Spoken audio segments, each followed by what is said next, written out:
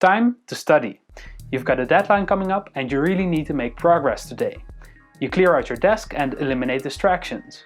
You make yourself a nice cup of coffee and now you're almost ready to start. You just need to open up TikTok and start a live stream. If that just confused you, hear me out. Today we're taking a look at study with me content. This is when people film themselves while they are studying and upload that to YouTube or TikTok or another platform. If this still sounds somewhat confusing to you, I understand. So let's jump right in.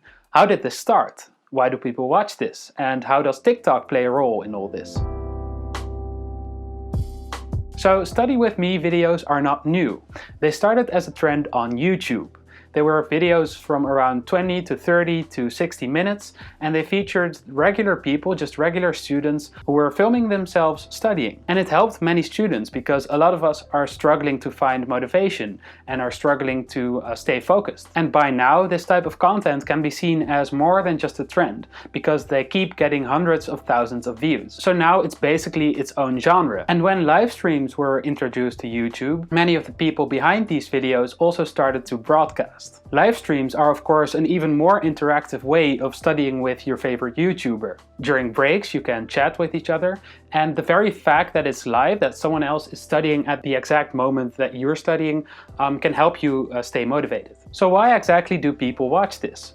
Well, studying alone can feel lonely. Especially now, during a pandemic, when many libraries are closed and you can't go there to study, it can be really nice to feel like you're studying with a friend. In some ways, it can be even better than studying with a friend, because now when something pops into your mind and you want to talk about it, you can't. You just need to go on with your studies. Another reason why people watch these videos is of course because it motivates them. In the same way that studying at the library can help you stay focused, having someone on your screen who is working really hard can make you feel some of that peer pressure. A student who wrote an article about this put it this way: "It was almost as if I felt like I had to study harder because the person on my screen was focused." Furthermore, many of these videos and live streams make use of the Pomodoro technique, which is basically studying for 20 or 30 minutes and then taking a short break. This can be really helpful for people who need a reminder to take consistent breaks. One of the reasons why I find this type of content so interesting is that it makes studying cool again. On social media there is so much trend and hype going on around quitting your job, traveling the world,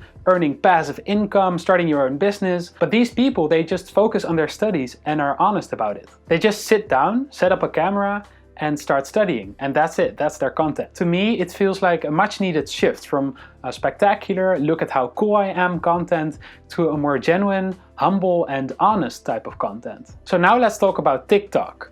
This is not a place where study with me videos could be popular in the same way that they are on YouTube, because there's a maximum of 1 minute. However, live streams are all the more popular on TikTok. If you use TikTok at all, you've probably come across some of these. They always have a sign that says something along the lines of, "My phone keeps distracting me and I have a really important exam tomorrow, so I decided to go live. Feel free to study with me." When I first came across these, I was like, wow, this must be the most Gen Z thing I've ever seen. Like, how is going live on TikTok the last thing you can do to motivate yourself to go study? Like, why don't they just switch off their phones? That's an option, right? You can do that. Yeah, I just felt like they had to do a little social media detox or something. But maybe that's not fair. Apparently these TikTokers have tried a lot of things already, and now they are so desperate that they just see this as the only option. And it does work, because when you go live, you can do other stuff with your phone. When you quit the live, people are going to say, "Hey, I was studying with you, where did you go?" If you look at it that way, it's just a helpful tool, really. I just think it's one of the most beautiful ironies of our time, because apps like TikTok are designed to take away your attention. They are designed to keep you from studying, and they are the very reason that many people feel unmotivated these days. But these creators have found a way to turn this around by turning TikTok into a useful study tool. This shows that when you can't beat them, you should just join them. Thank you for watching, and I'll see you in the next one.